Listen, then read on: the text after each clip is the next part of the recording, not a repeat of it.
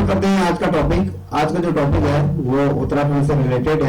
जितने भी बच्चे उत्तराखंड की प्रतियोगिता परीक्षाओं की तैयारी कर रहे हैं और या प्रवक्ता या लो ऑफिसर्स की, तो उन तमाम अभ्यर्थियों के लिए ये अत्यंत महत्वपूर्ण है। अभी जो हम परीक्षा को देख के मद्देनजर चल रहे हैं वो प्रवक्ता सब कुछ इसमें दिया हुआ है। आज तक वो हमारा टॉपिक रहने वाला है, भौगोलिक परिदृश्य के बारे में बात करेंगे। मैं चाहूंगा जितने भी बच्चे इसमें जुड़े हैं वो सभी बच्चे फटाफट आंसर देते हुए चलेगा। चलिए प्रारंभ करते हैं आज की श्रृंखला का। आप मुझे बता सकती हैं कि यहाँ पर दिया हुआ है कि उत्तराखंड की लंबाई पूर्व से पश्चिम तक अगर हम देखें तो कितने किलोमीटर है? 352। पक्का? इंद्र जी आप तक मुझे आवाज आ रही है? जी सर। ठीक है, 358 बिल्कुल सही है। तो 358 क्या है आपकी यहाँ पर इसकी लंबाई है पूर्व से लेकर अगर हम पश्चिम की तरफ देखिए। अब यहाँ पर दूसरे नंबर का प्रश्न आप देख पा रहे होंगे कि उत्तराखंड की चौड़ाई उत्तर से दक्षिण, हमने अभी पूर्व से पश्चिम की तरफ पढ़ा, अब हम यहाँ से उत्तर से दक्षिण की तरफ पढ़ रहे हैं, तो कितने हो सकती है? 111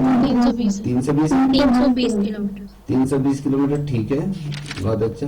अब यहाँ पर देख पा रहे होंगे तीसरा प्रश्न कहता है कि हिमालय के संदर्भ में राज्य की स्थिति है उत्तर से पश्चिम में या फिर पूर्व से पश्चिम में या उत्तर में या फिर पश्चिम मध्य हिमालय में, कहाँ है बता सकते हैं? राज्य की स्थिति अगर हम देखें हिमालय के दृष्टिकोण से देखें तो राज्य की स्थिति क्या रहेगी उत्तराखंड की? जिन्हें बच्चे ऑनलाइन पश्चिम में आपका ऑप्शन ए है। जितने भी बच्चे देख रहे हैं ऑनलाइन आंसर देना सीखिए पहले, ठीक है। चलिए, और कोई बच्चा इन्होंने कहा कि उत्तर से पश्चिम दिशा की तरफ बता रहे हैं और सी ए, तो ये गलत है। अगर हम देखें वो हिमालय के संदर्भ में अगर राज्य की स्थिति देखें तो ये पश्चिम मध्य हिमालय के अंतर्गत आता है, ठीक है। Option D is right answer. अब यहाँ पर देखिए ये चौथे नंबर का प्रश्न है, तो चौथे नंबर का प्रश्न है ये देश के संदर्भ में राज्य की स्थिति है। अब हम ओवरऑल अभी हमने तो सिर्फ हिमालय के संदर्भ में राज्य की स्थिति को देखा, अब जो देख रहे हैं हम देश के संदर्भ में राज्य की स्थिति देख रहे हैं। कोई आया है बच्चा? अगर आएगा तो मुझे बता दीजिएगा। तो उत्तर दक्षिण की तरफ है या फिर उत्तर पश्चिम की तरफ है या फिर पश्चिम दक्षिण की तरफ है या दक्षिण पश्चिम की तरफ है? तो हम ओवरऑल अगर हम भारत के मानचित्र में देखें, अगर हम भारत के दृष्टिकोण से देखें तो उत्तराखंड राज्य की स्थिति के बारे में ये पूछ रहा है, ये बताइए। उत्तर पश्चिम और ऑप्शन बी। और अन्य बच्चे? चलिए, ऑप्शन है राइट आंसर है ऑप्शन बी, ठीक है। ये कौन से बच्चे आ रहे हैं?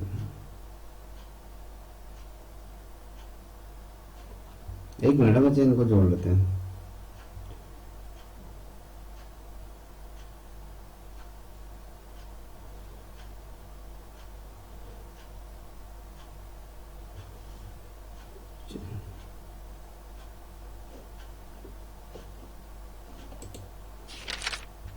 चलिए, अब पांचवें नंबर के प्रश्न की तरफ हम अग्रसर हो रहे हैं। ये कहता है कि उत्तराखंड के कुल क्षेत्रफल में पर्वतीय भाग कितना है? अगर हम ओवरऑल उत्तराखंड के भूभाग को देखें तो उसमें जो पर्वतीय भूभाग की बात करें, तो अगर हम मैदानी भूभाग की बात करें या फिर पर्वतीय भूभाग की बात करें तो इससे ही एक क्वेश्चन से दोनों आंसर निकल जाते हैं। बता सकते हैं कितना प्रतिशत है? 60, 80, 81 या फिर 91? सर बताइए।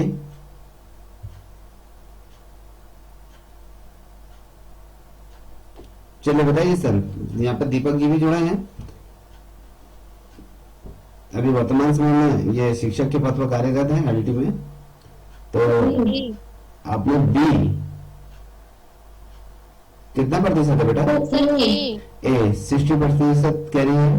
और इंद्र जी बहुत ही खामोशी छाई हुई है।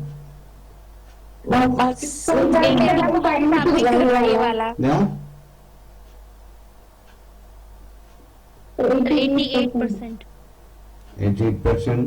तो अगर 88% अगर 100 में से अगर देखें तो अगर 88% होता है तो फिर क्या 12% हमारा क्या मैदानी भाग है? सर 60%. जिन्होंने 88 कहा, मैं उसे ये जानना चाह रहा हूँ, यदि आप कहते हैं कि उत्तराखंड के अगर पर्वतीय भाग अगर 88% है तो क्या हमारा जो मैदानी भाग है वो तो निश्चित में 12% रहा फिर? तो अगर हम हरिद्वार देख ले, उधम सिंह नगर देख ले और देहरादून देख लीजिए, हरिद्वार देख लीजिए, क्या मैदानी क्षेत्र है? तो क्या रहेगा दीपक जी? सर 80%. चलिए दीपक जी नहीं बता पा रहे हैं, चलिए ये है पांचवे का आपका क्या है, आपका सी एज ए राइट आंसर। जिस बच्ची ने भी कहा था 88%, मैं इसलिए घुमा रहा था कि आप अपने जो ऑप्शन है उत्तर पे कितना अडिग रहती हैं, मगर आपने गिव अप कर दिया। ठीक है, तो बिल्कुल पर्वतीय क्षेत्र में अगर हम कहें 12% भी अगर देखें भूभा को बहुत होता है। ठीक है, अब बात करेंगे, यहाँ पर आप देख पा रहे होंगे कि ये कहता है कि छठे नंबर का प्रश्न, राज्य के कुल क्षेत्रफल में मैदानी क्षेत्र का प्रतिशत कितना है। अब हम बात कर रहे हैं मैदानी क्षेत्र का प्रतिशत। अब मैदानी क्षेत्र का प्रतिशत कितना होगा? 12%। हमने आपको बता दिया ना, उसका आंसर यहाँ पर निकल आ गया। 88% पर्वतीय और 12% आपका क्या हो गया, मैदानी क्षेत्र में हो गया। अब देखिए हमने यहाँ पर क्षेत्रफल कहा, यहाँ पर प्रतिशत मैदानी, यहाँ पर हमने एक चीज आपने गौर करी, उस प्रश्न में और इस प्रश्न में क्या फर्क है। हमने कहा राज्य का क्षेत्रफल में कहा, अब हमने आया कुल क्षेत्रफल में मैदानी प्रतिशत, मैदानी क्षेत्रफल में मैदानी। अब हम तो क्षेत्रफल में प्रतिशत की तो बात कर रहे थे, हमने कहा 80% वहां 88% तो वहां तो गया, तो 12% यहाँ हो गया। ठीक है, चलिए यहाँ पर आप देख पा रहे होंगे पीसीएस प्री में ये क्वेश्चन पूछा गया था। इंदु जी थोड़ा सा इस चीज को ध्यान में रखिएगा, पीसीएस प्री यू नो। तो माना दर्रा है, तो ये दर्रा कहाँ स्थित है? तो चमोली उत्तराखंड। ठीक है, अब यहाँ पर देख पा रहे होंगे 8वें नंबर का प्रश्न कहता है कि राज्य में सर्वाधिक वर्षा वाला क्षेत्र जहाँ पर 200 सेंटीमीटर से अधिक क्या होती है, वर्षा होती है। अगर आपको मुझे अगर स्मरण रहा हो, जब हमने उत्तराखंड का पूरा जो पूर्वोत्तर से हमने पढ़ा था, हमने कहा नदी हिमालय है और साथ ही भूटान हिमालय है या फिर शिवालिक श्रेणियां हैं, उसको कितने भागों में विभाजित किया है, कहाँ सर्वाधिक वर्षा होती है, कहाँ सबसे कम वर्षा होती है, ये किस महीने में ज्यादा वर्षा होती है, हमने उसमें पूरा विस्तार से पढ़ा है। अगर आप उस समय तक आ गई थी तो बात अलग है। बताइए बेटा। सर मैं तब तक नहीं आई थी, लेकिन अभी यही आ शिवालिक क्षेत्र। ऑप्शन बी शिवालिक क्षेत्र, ये जो ये शिवालिक क्षेत्र कहाँ से पता है हमें, ये देहरादून के तलहटी इधर वाला क्षेत्र इधर को पड़ जाता है। अगर हम राज्य में सर्वाधिक वर्षा वाला क्षेत्र अगर कौन सा स्थान है बता सकते हैं? राज्य में जो सर्वाधिक रूप से वर्षा जो होती है वो किस राज्य में होती है, नहीं सॉरी किस स्थान पे होती है उत्तराखंड के?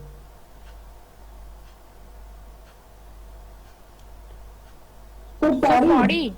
हाँ एक मिनट ना, यहाँ पर मुझे ये बता सकते हैं, यहाँ पर रोमा जोशी, रोमा मुझे बताइए तुम्हारा अल्टीमेट सिलेक्शन हुआ है या नहीं हुआ है?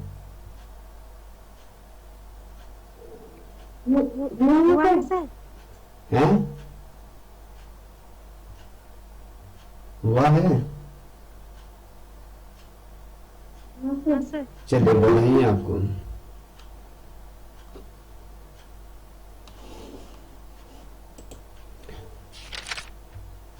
चलिए अगले प्रश्न की तरह अग्रसर हो रहे हैं। ये कहता है कि राज्य में सर्वाधिक वर्षा वाला जिला कौन सा है? बता सकते हैं कि राज्य में सर्वाधिक वर्षा किस जिले में होती है? जितने भी बच्चे ऑनलाइन देख रहे हैं सीरियस होकर अगर पढ़ना है तभी इस श्रृंखला में जुड़िए, अगर टाइम पास करना है तो मत जुड़िए। चलिए बताइए।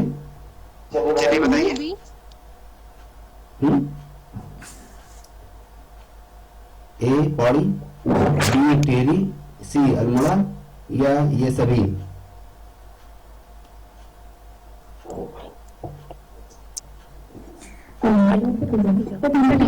बी हो सकता है, बी।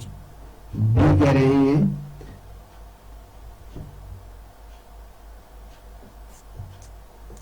अब इसमें ये दे दिया ना, तो अभी अगर हम देखें तो यहाँ पर थोड़ा सा सोच लीजिए।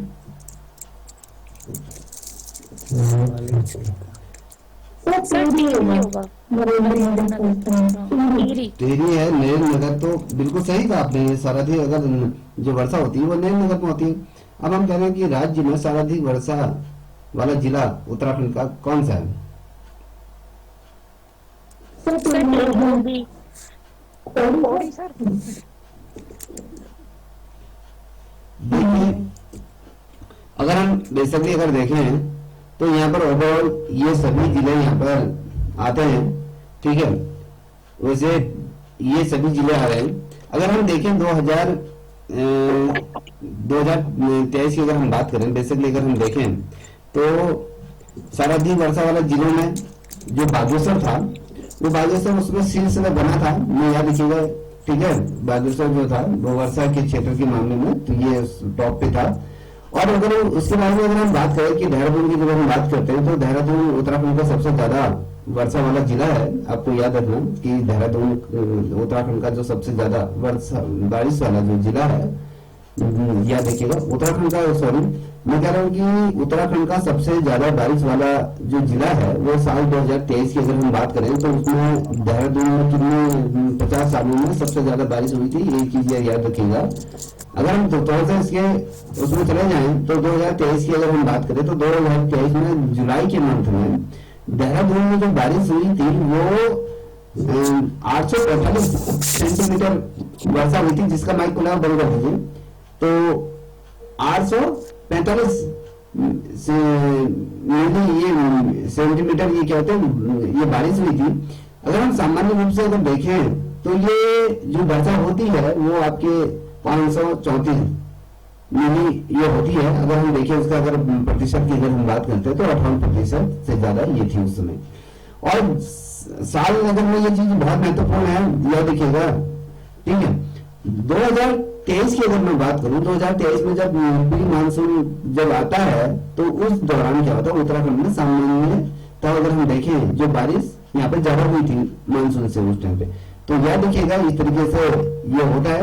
और प्रदेश में सबसे कम वर्षा जो हुई थी वो किस जनपद में हुई थी, बता सकते हैं?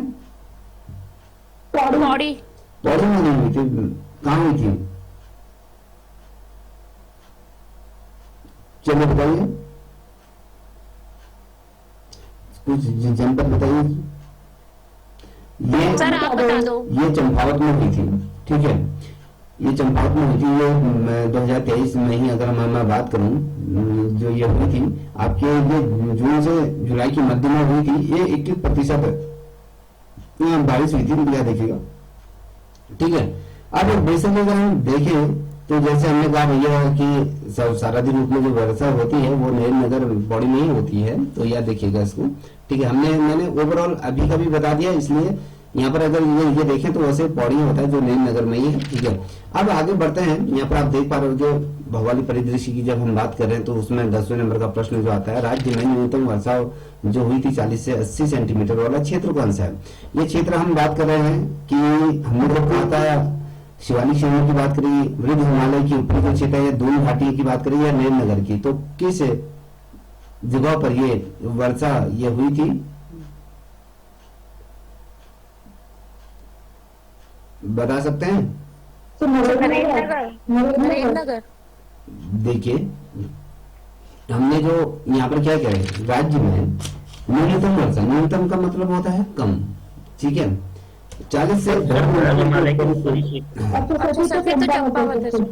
तो ये जो यहाँ पर हमने क्वेश्चन क्या कह रहे हैं बेटा, देखिए यहाँ पर जो अभी नवीन जी ने कहा बिल्कुल सही है, जितने भी बच्चे इसको देख रहे हैं उससे ये कह रहे हैं कि वृद्ध हिमालय का जो ऊपरी जो क्षेत्र होता है तो वहां पर न्यूनतम वर्षा होती है, तो यहाँ पर जो 40 से 80 सेंटीमीटर वाला ये क्षेत्र होता है तो यहाँ पर ये होगी।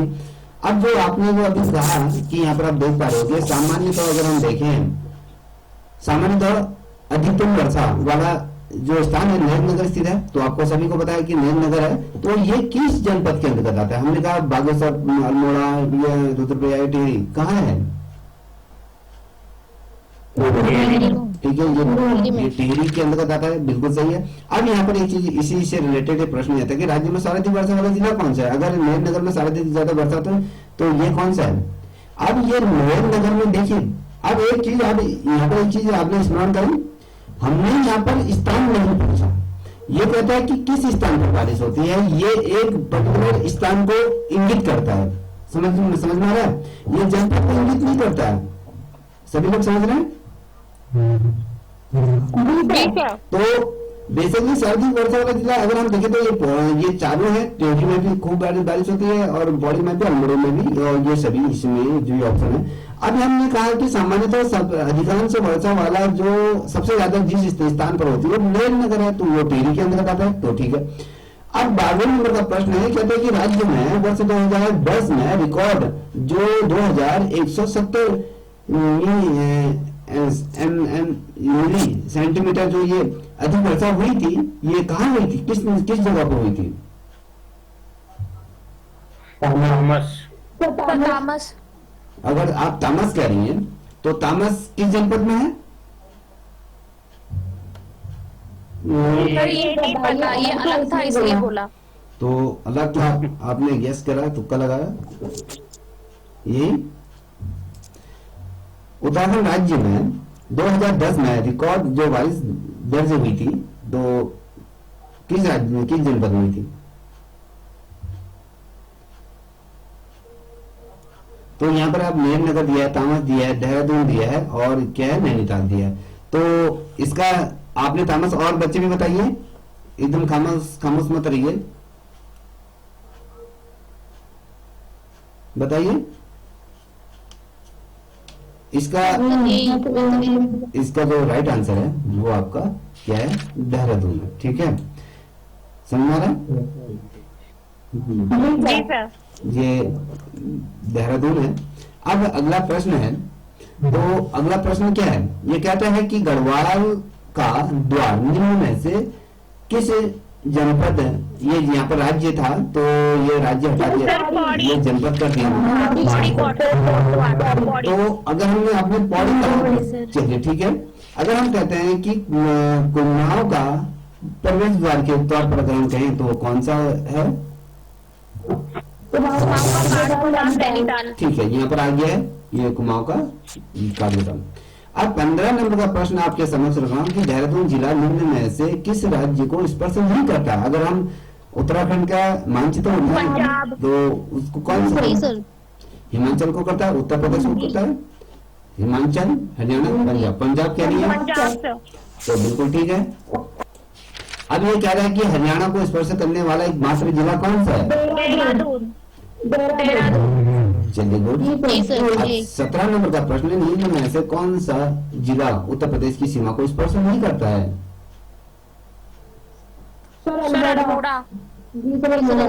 है अल्मोड़ा। चलिए ठीक है, अब आगे बढ़ रहे हैं। अब यहाँ पर देख पा रहे होंगे, ये कहता है कि 18 नंबर का प्रश्न की तरफ बढ़ रहे हैं। तो ये कह रहा है हिमाचल प्रदेश की सीमा को स्पर्श करने वाले जिले हैं। अभी बहुत से बच्चे ये समझ रहे होंगे इस ठीक है, दोनों कह रहे हैं। यार मैं कुछ कहना चाह रहा हूँ, जितने भी बच्चे अभी इस श्रृंखला में जुड़े होंगे वो बहुत से बच्चे कहेंगे यार ये तो बहुत ही सिंपल सी श्रृंखला है, ये बहुत ही क्या है चीज है। हम पहले सर्वप्रथम ये देख लीजिए, आप जब भी कहीं पर अध्ययन करने बैठते हो तो पहले आप सिलेबस के अकॉर्डिंग पढ़िए। हम सिलेबस के अकॉर्डिंग चले, हमारे जो सिलेबस के अकॉर्डिंग चले, हम उत्तराखंड के भौगोलिक परिदृश्य की बात करें। जब हमारे भौगोलिक परिदृश्य की बात करेंगे तो भौगोलिक परिदृश्य के अंदर यही प्रश्न बनेंगे, अन्यतर क्वेश्चन तो हम अपने मन से लाएंगे नहीं, तो यही प्रश्न बनते हैं। तो उन्होंने कहा कि ऑप्शन ए और बी बिल्कुल सही है। अब हम चलते हैं 19वें नंबर के प्रश्न की तरफ। 19वां नंबर का प्रश्न कहता है कि उत्तराखंड का कौन सा जिला नेपाल की सीमा को स्पर्श नहीं करता?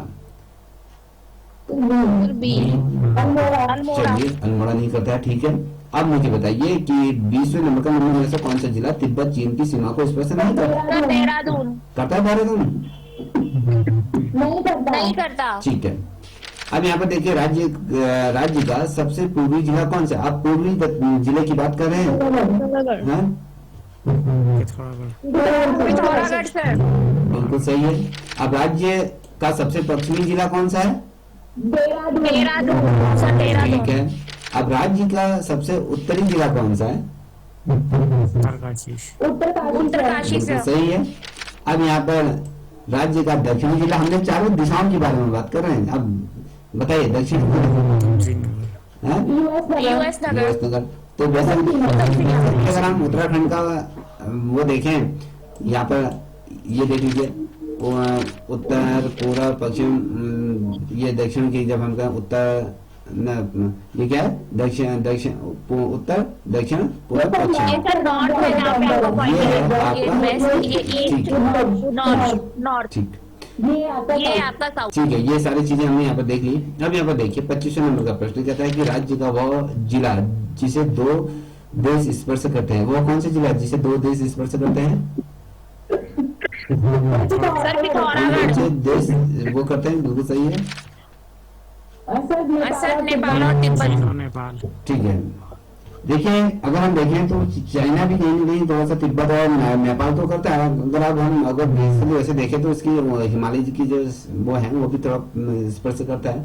ठीक है। अब यहाँ पर देखिए ये कहता है कि 26वें नंबर का कि उत्तराखंड का बामेर या दूधातोली श्रेणी अंग है, शिवालिक का है, मध्य हिमालय का है, वृद्ध हिमालय का है, इनमें से कोई नहीं। पामेर नाम मध्य हिमालय का सर। चलिए मध्य हिमालय सही कह रहे हैं। अब यहाँ पर 27वें नंबर का राज्य का सबसे प्रसिद्ध दून निम्न में से कौन सा है?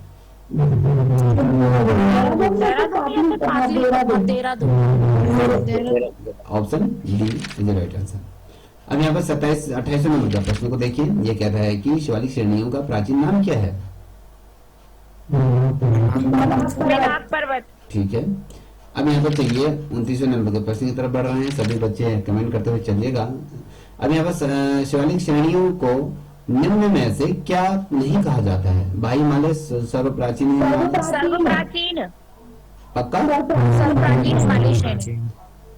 अच्छा ठीक है, सर्वप्राचीन हिमालय बिल्कुल सही है। अब आगे बढ़ते हैं इसी श्रृंखला को। 30वें नंबर का प्रश्न आप देख पा रहे हो। ये कहता है कि उत्तराखंड के किस भाग में पाताल तोड़ या फिर स्रोत कूप पाए जाते हैं? तराई क्षेत्र में। ठीक है, तराई क्षेत्र, तराई भाबर में पाए जाते हैं। अब यहाँ पर देखिए कि ये कहता है कि पहाड़ों की रानी मसूरी किस श्रेणी का अंग है? शिवालिक। मध्य हिमालय का।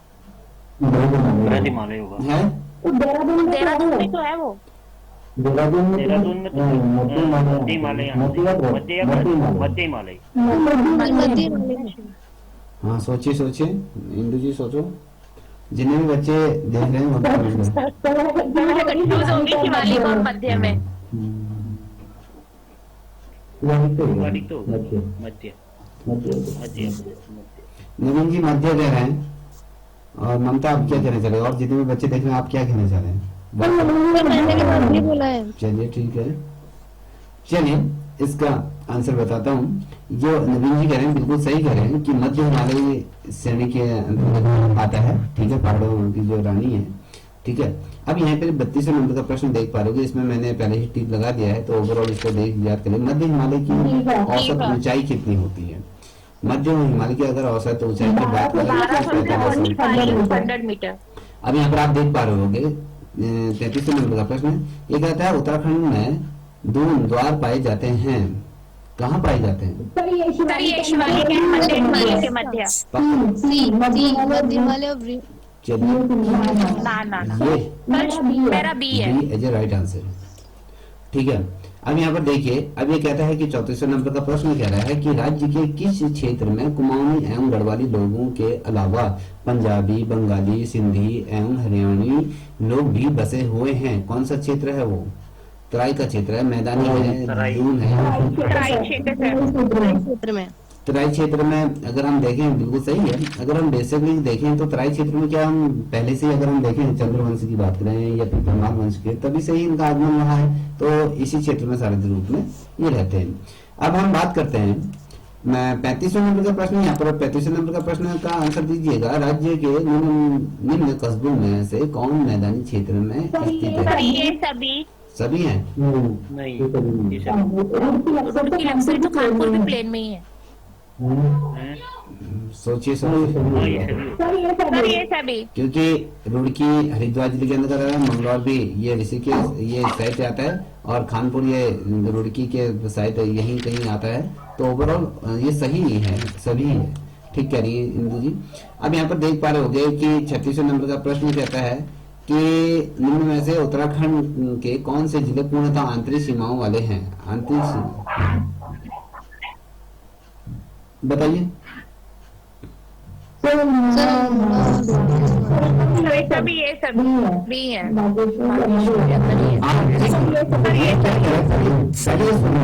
इसको देखिए कि ये कहता है कि कौन से जिले पूर्णतः आंतरिक सीमाओं वाले हैं, आंतरिक जो आंदोलन तौर पे सुरक्षित है।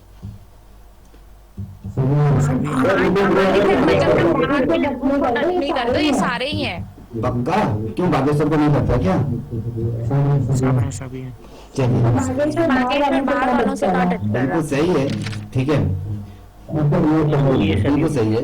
अब यहाँ पर 37वें नंबर का प्रश्न, राज्य में बाढ़ आने का सबसे प्रमुख कारण क्या हो सकता है? अतिवृष्टि दृष्टि से अच्छा, अतिवृष्टि। और कोई?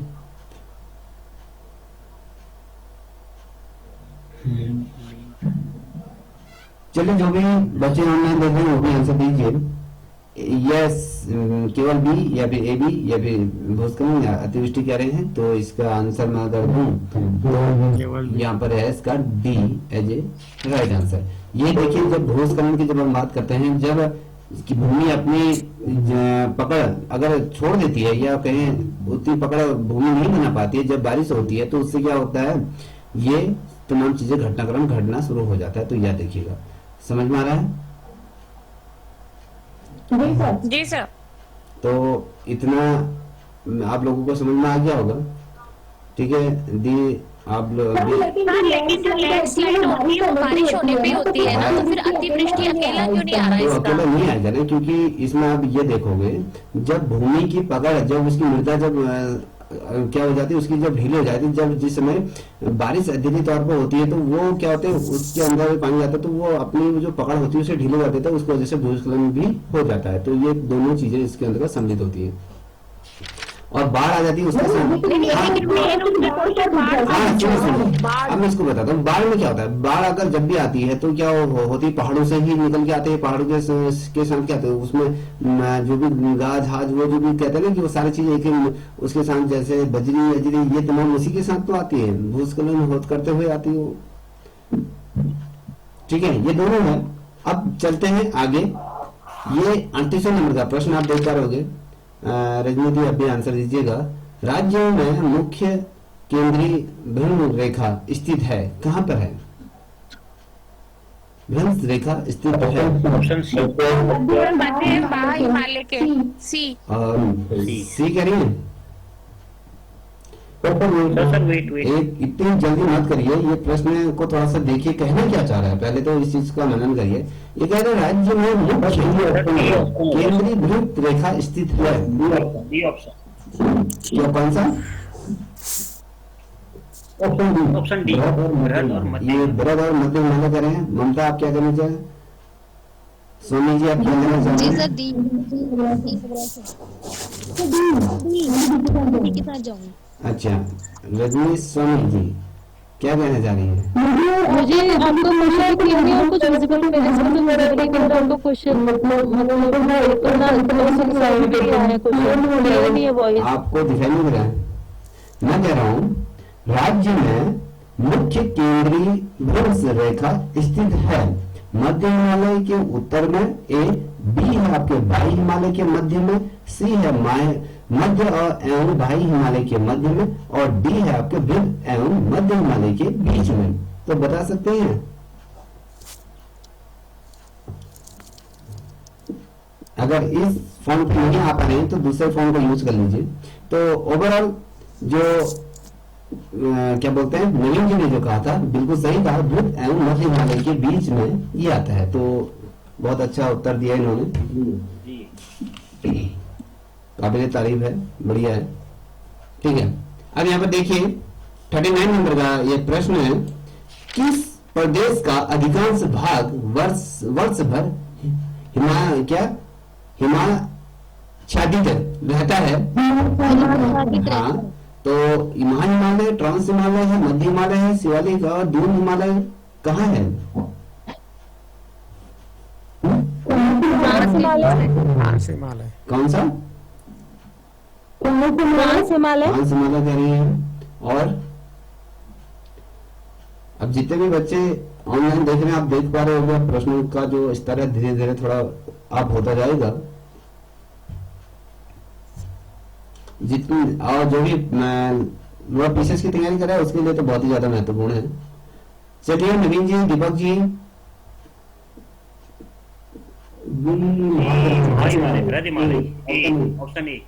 ऑप्शन ए कहा आपने?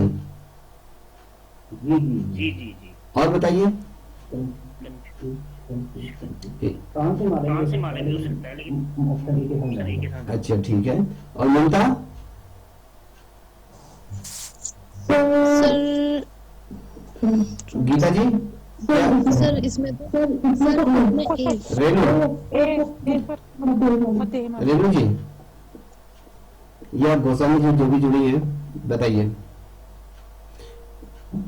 आप किसी तरफ जा रही है दी?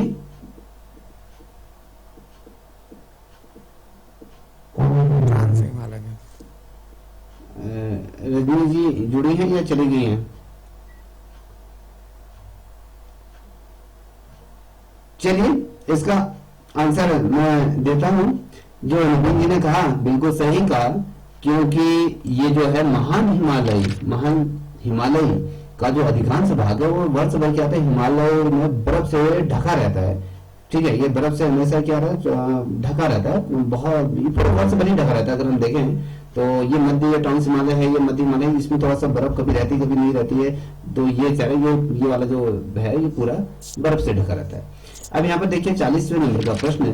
40वें नंबर का प्रश्न कहता है उत्तराखंड का भाबर क्षेत्र किन दो जिलों में पाया जाता है? आई थिंक मुझे लगता है रेणु जी ये तो आप थोड़ा कैसे उत्तर दे दोगी, बताइए कहाँ है? हरिद्वार, देहरादून, नैनीताल, गढ़वाल या फिर पिथौरागढ़ या फिर अल्मोड़ा या फिर इनमें से कोई नहीं?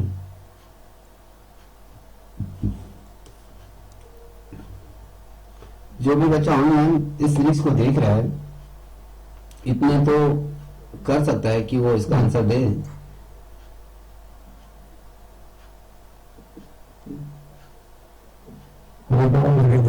हरिद्वार, देहरादून कह रहे हैं। आप किसकी तरफ जा रहे हैं? बी लगाऊंगा सर मैं ए के साथ। अच्छा, यहाँ पर रजनी जुड़ी है या चली गई बताइए मेरे को।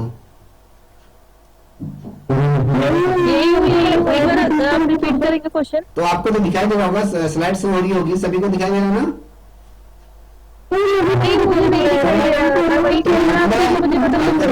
अगले वाले फोन में चले जाइए, अपने हस्बैंड के फोन को यूज करें।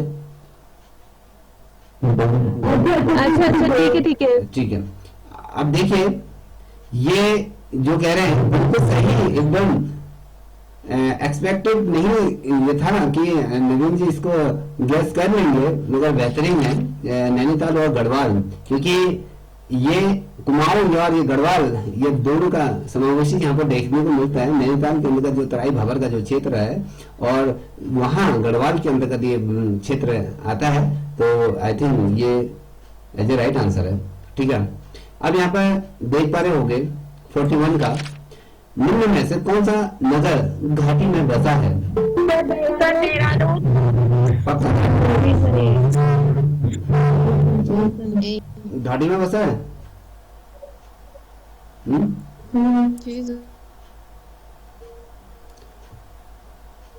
अच्छा, ये रोशनी आवाज आ रही बच्चा आपके पास? जी सर आ रही है। चलिए ज्वाइन हो गई है। अब तो दिखाई दे रहा होगा।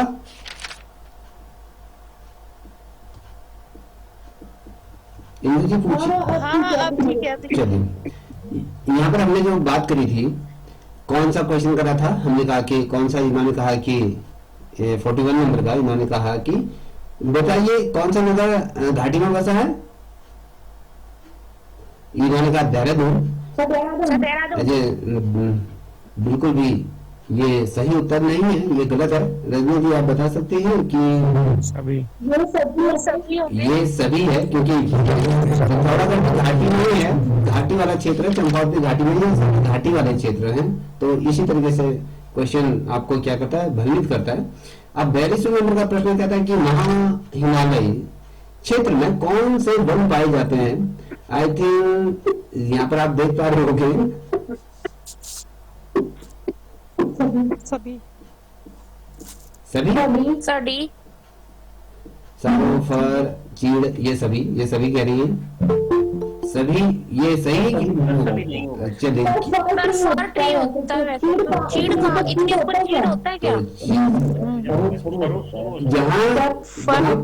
जहाँ कुछ ना पहुंचे, जहाँ को कोई चीजें नहीं पहुंचती, वहाँ चीड़ पहले पहुंच जाता है, इतना ध्यान रखिए। चीड़ एक ऐसा वृक्ष, एक ऐसा पेड़ है जिसने उत्तराखंड के आदि जो वन भूमि है उस पर अपना कब्जा करके रखा है। तो ये सोच लीजिए। हाँ ठीक है, बिल्कुल सही है।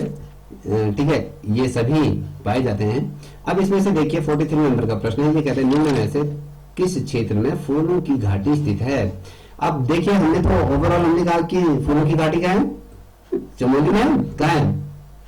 चमोली में, चमोली 1982 में बना था ये। और हमने ये कहा था कि यहाँ पर किसकी कब्र है। सर मैडम भी कोई, मैं भूल गई नाम उसका, मैडम तो है उसके नाम के आगे। और सर फ्रैंकलाइन ने उसकी मतलब ये बाग ढूंढा था ये फूलों का। वो मैडम की कब्र, सर मैडम का नाम भूल गई। सेंट मैरी करके कुछ ऐसे नाम है मेरा।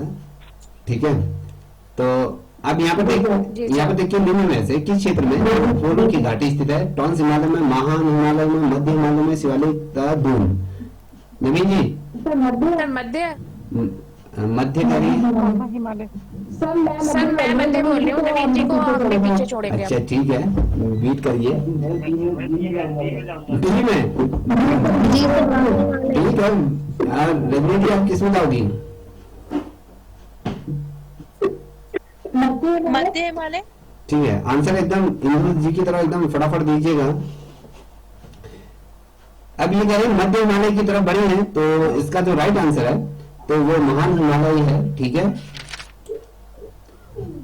चलिए ठीक है सर। अब यहाँ पे देखिए 44 नंबर का प्रश्न, किस प्राकृतिक प्रदेश में निचले भाग में शीशम, सेम और आंवला, बांस, साल और सागौन के वृक्ष पाए जाते हैं। तराई भाबर में पाए जाते, मध्य हिमालय में, शिवालिक तथा दून या महान हिमालय में। अब ये देखिए शीशम हो गया और आंवले का पेड़ हो गया, ये बांस हो गया, शिवालिक तथा दून कह रही हूँ। क्या देहरादून में ये पाया जाता है? सर मध्य हिमालय। तराई भाबर। ये मुझे ये बता सकती हैं, आपने तराई भाबर सुना है कि तराई भाबर ये क्षेत्र इतना प्रसिद्ध क्यों है, मुझे बता सकती हैं कि ये तराई भाबर का हमेशा हमने, चाहे हमारा लोकगीत रहे,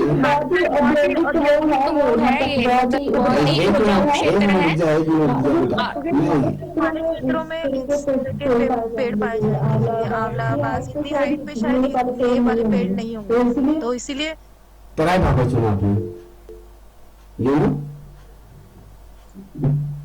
और क्या बोलते हैं दीपक जी और ये नवीन जी बताइए। तराई भाबर है मेरा। तराई भाबर। पे जाऊंगा।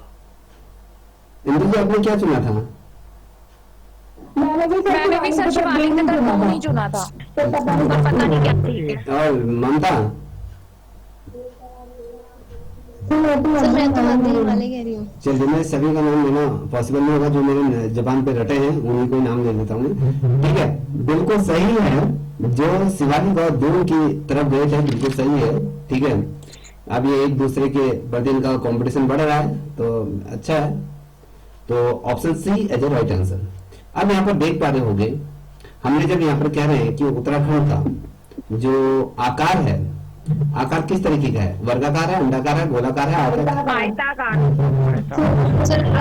ठीक है, बिल्कुल सही है। अब यहाँ पर देखिए 46वें नंबर का प्रश्न है कि उत्तराखंड स्थित भारत की यस फर्स्ट ये फर्स्ट। अब देखिए, अब ये मत सोचिएगा ये क्वेश्चन नहीं पूछा जाएगा, ये पूछा भी जाएगा। यहाँ पर अंतिम भी आ सकता है, पहला भी आ सकता है। अंतिम के तौर पर आएगा तो ये पहले के तौर पे भी आएगा, वो यही है। ठीक है, चलिए, माना आपने सही कहा। अब बताइए, ये कहता है कि 47 नंबर का प्रश्न आप देख पाए हो कि भाबर प्रदेश का निर्माण निम्न में से किससे हुआ? क्यों सभी ऐसा क्यों है? सर ये सब मिलते हैं वहाँ मिलता है भाबर क्यों? में। और मुझे नदियाँ ऊपर बिछा देती हैं। अभी एक बच्चे ने कहा ये सब मिलता है, क्या हल्द्वानी जाओगे तो रेत तो वहाँ पे मिलता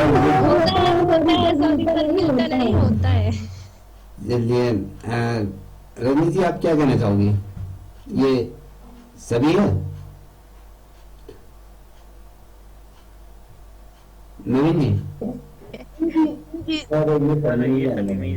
बिल्कुल ठीक है, ये सभी है। अब मेरे को ये बता दीजिए, अभी इंदु जी आपको स्मरण होगा जब हमने ये पढ़ा था कि हमने कहा कि भैया जो शिवदत्त जोशी था, या फिर कहें जो आपका जो चंद्रवंश का शिवदेव जोशी सर यहाँ के राज्यपाल बनाए गए थे। के तौर पर बना दिए गए थे। और ये वाला जो क्षेत्र था, ये क्षेत्र बहुत ज्यादा उपजाऊ क्षेत्र। हमने जब ये बात करते हैं भाबर का क्षेत्र, तो ये उपजाऊ किस कारण से हुआ, ये बता सकते हैं मेरे को? सर जो लोड मिट्टी होगी ना, जो ऊपर का वो लानी है, नदियाँ लानी है यहाँ पे। क्योंकि ये जो नदियां हैं पहाड़ों से अपने साथ मिनरल्स काफी तरीके की चीजें लेके आती है। ये वाला जो क्षेत्र है पूरा क्या है, ये बहुत ज्यादा उपजाऊ होती है। तो भांति भांति की तरीके की क्या है आपको, जो अगर हम कहें जो उसको क्या कहते हैं, मेरे भी नाम अभी समझ में आ रहा है कि जितने भी, अभी मेरे को याद नहीं आ रहा है, बस सोच लीजिए कि जितने भी इसमें खनिज खनिजों के साथ जो लेके आती हैं वो सारी चीजें यहाँ पर मिलती हैं। तो यहाँ उपजाऊ इसीलिए होता है। ये इस क्षेत्र में भी गन्ना बहुत होता है। चलिए, 48 नंबर का प्रश्न है कि हिमालय पर्वतमाला का उदाहरण है गोल्डन माउंटेन। बिल्कुल सही है जी सर। अब यहाँ पर देखिए 49 का कि कृषि उपज की दृष्टि से महत्वपूर्ण जिला उधम सिंह नगर स्थित है, क्यों, किस क्षेत्र में है, बता दीजिए।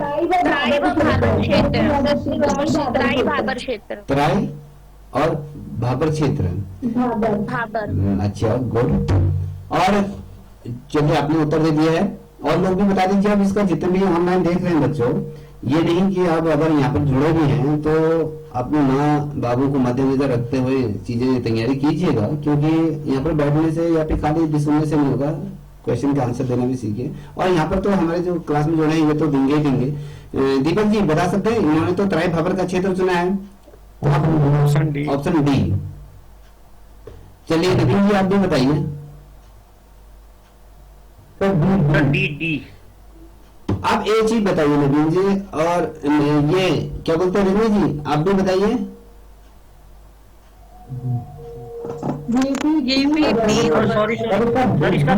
बी ऑप्शन बी क्या है?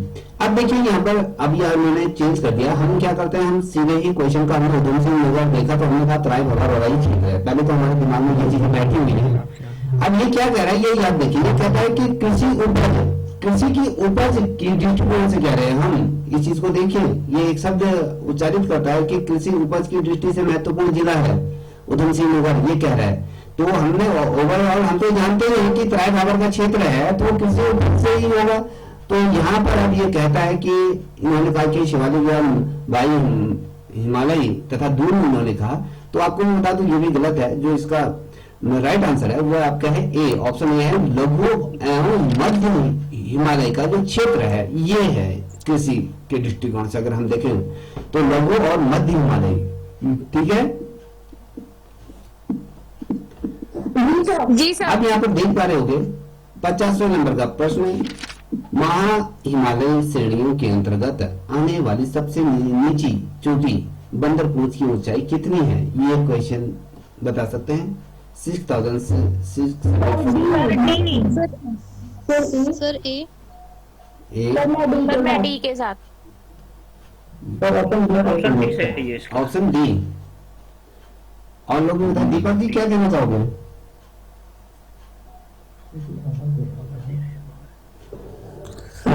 ऑप्शन डी है उसके लिए। ऑप्शन डी बिल्कुल सही है, option D is right answer है। ठीक है, अब आते हैं ऊपर 51 नंबर के प्रश्न की तरफ बढ़ रहे हैं। तो अब यहाँ पर पूछा उत्तराखंड का जो धरातल है 800 फीट की ऊंचाई से प्रारंभ होकर कितने फीट तक की ऊंचाई तक पहुंचता है? 800 मीटर से तो स्टार्ट हो जाता है इसका धरातल, तो मिनिमम कितने फीट तक ऊपर पहुंच सकता है? 4 ऑप्शन दिए हुए हैं, मुझे पढ़ने की आवश्यकता नहीं है, आपको स्पष्ट तौर पे दिखाई दे रहा होगा।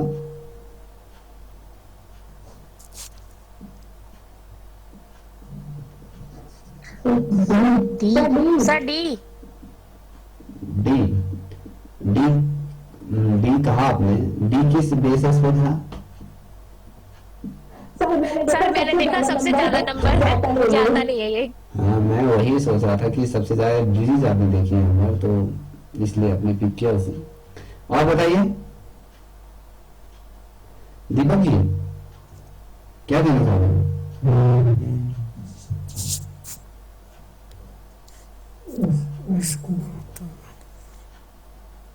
कुछ नहीं है। कोई नहीं।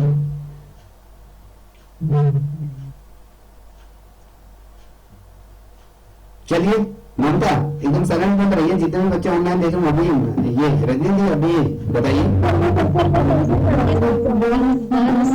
12,266। रजनी जी आप क्या कहना चाह रही हैं?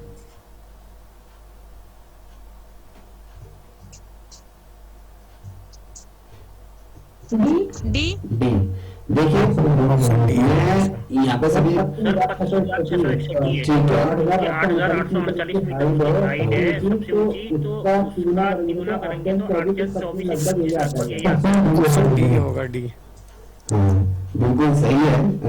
जो तर्क इन्होंने दिया बेहतरीन दिया है, ठीक है, क्योंकि और लोगों ने तो सिर्फ ये लेके चला कि अधिक संख्या है तो सर्वाधिक नंबर है, तो यहाँ पर इसलिए गए। तो जैसे इन्होंने कहा 8,324 प्लस आपके वो जोड़ दिया तो वो आ गया, तो बेसिकली किया है।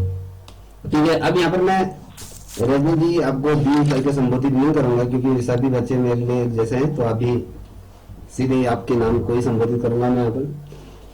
ठीक है, अब यहाँ पर देखिए यहाँ पर 52 नंबर का उत्तराखंड की पर्वत श्रेणियों को कितने भागों में विभाजित किया गया है या बांटा गया है? 2, 3, 4, 5? 4 भागों में। चलिए और बताइए।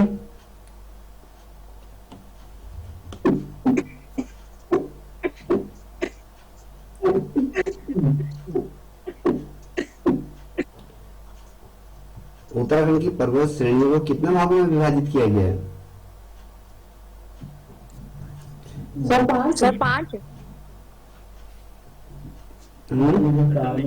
जाऊंगा, कंफर्म नहीं है।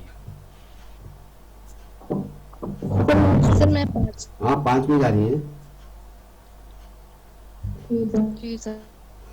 अगर हम देखें तो ये जो है चार भागों में से विभाजित किया गया है, यह देखिएगा। अगर बेसिक भी अगर हम देखें तो जो ये प्रश्न है इसके आधार पर तो उत्तर 4 है। अगर हम बेसिक भी देखें, अगर वास्तविक तौर पर अगर हम इसको एनालिसिस करें, अगर पढ़ें, तो भौगोलिक दृष्टि से अगर देखें उत्तराखंड की जो पर्वत श्रेणियों को अगर हम देखें तो मुख्यतः हम 3 भागों में इसको विभाजित करते हैं। एक तो होता है आपका हिमालय है और शिवालिक है और तराई का क्षेत्र आ जाता है। तो याद देखिएगा, फिर हमने इसमें एक शब्द जोड़ दिया ट्रांस हिमालय जो हम कहते हैं, तो इसको हम अगर लगाते हैं तो इसको 4 आ जाते हैं। तो वैसे अगर हम देखें तो इसको 3 भागों में ही विभाजित करते हैं। तो यहाँ पर इस प्रश्न के आधार पर अगर 4 है तो वैसे अगर कितनी है 3 है, हिमालय हो गया, शिवालिक हो गया, तराई का क्षेत्र ये आ जाता है। ठीक है। अगर हम बेसिकली अगर एक इसको थोड़ा सा ये समझने की प्रयत्न करिएगा कि हिमालय को अभी हम कई भागों में बांट सकते हैं। हिमालय को बेसिकली अगर हम देखें, जो हमने हिमालय की बात करी, तो हिमालय को हम कई भागों में बांट सकते हैं। जैसे हम पंजाब का हिमालय की बात करें, कुमाऊं की हिमालय की बात करें, या नेपाल की हिमालय की बात करें, या असम की हिमालय की बात करें, तो ये होता है। और बेसिकली अगर हम देखें तो उत्तराखंड में कई ऐसी चोटियां भी हैं जिनमें से अगर हम देखें, जैसे चौखंबा हो गया, त्रिशूल हो गया, आपका माना जो उत्तर पश्चिम में है, या फिर पांचाचूली हो गया, या दूनागिरी हो गया, या फिर ऋषि पर्वत हो गया, या जो चंगा बाग कुछ एक ऐसी नाम होता है, आता है वो, तो इसी तरीके का है। तो ये तुम्हें याद रखना होगा, ठीक है। जी आप सर। एक चीज और बताओ, थोड़ा सा इसको मेरे दिमाग में कुछ और आ रखा है, थोड़ा इसको समझिएगा। जब हम बात करेंगे उत्तराखंड की, जब हम कुछ अगर चोटियों की अगर बात करें, तो सबसे जो ऊंची चोटियां होती हैं, वैसे जैसे हिमालय को हमने कहा कि 5 भागों में हम इसको विभाजित कर देते हैं। अगर हम किसके आधार पर बात करें, जिसका माइक टक टक करे वो बंद कर दीजिए। उत्तराखंड की कुछ अगर हम बेसिकली करें, सबसे ऊंची चोटियों की अगर बात करें, तो ये बता सकते हैं मेरे को नवीन जी, उत्तराखंड की जो कुछ ऐसे ऊंची चोटियों की अगर बात करें जो हिमालय को कितने भागों में विभाजित करती हैं, बता सकते हैं?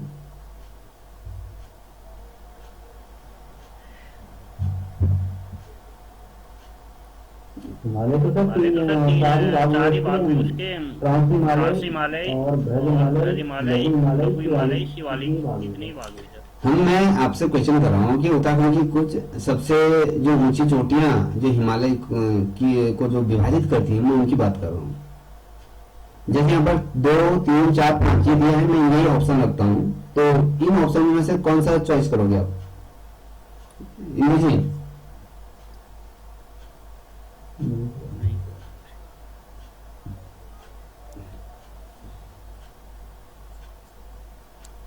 जल्दी आंसर दीजिए। चलिए मैं बता देता हूँ इसको। हम अगर हम बात करें हिमालय को, अगर ऊंची चोटी के आधार पर अगर हिमालय को अगर देखें, तो 5 भागों में हम क्या करते हैं, इसको विभाजित करते हैं। जैसे हमने कहा कि मैंने इससे पूर्व में अभी आपको थोड़ा सा हिंट भी दिया था, मैंने कहा कि पंजाब का हिमालय होता है पहले नंबर का, दूसरा होता है कुमाऊं का हिमालय होता है, तीसरा होता है आपका नेपाल का हिमालय, और चौथा आपका क्या होता है, असम का हिमालय। ठीक है, ये इस तरीके से हम इसको बांटते हैं। और ठीक, और हिमालय में कई ऐसी चोटियां भी हैं जो हमेशा क्या है बर्फ से ढकी रहती हैं, और बेसिकली ये इसी तरीके से कुछ होती हैं। आगे ज्यादा मुझे भी इस बारे में डिटेल में नहीं पता, आप देख लीजिएगा।